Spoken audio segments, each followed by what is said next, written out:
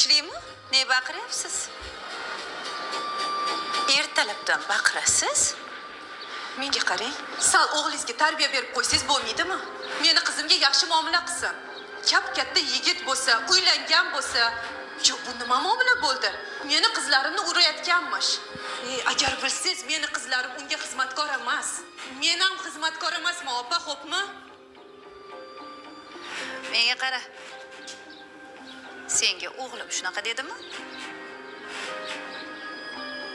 Ha, o'g'lim shunaqa degan bo'lsa, to'g'ri aytibdi. Xizmatkorni xizmatkor deydi. Og'zingga qarab gapiring ozgina.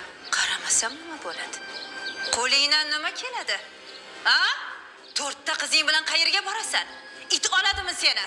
Bas qiling, opa. Bas qilmasam nima qilasan? Qaynonamga baqirmang. O'zi bor yo'g'i bir xizmatchi bo'lsangiz.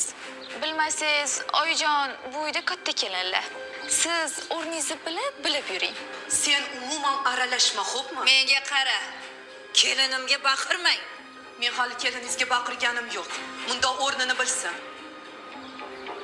Kechagina kelib olib menga aql o'rgatadi. O'rnini bilmasa nima qilasiz?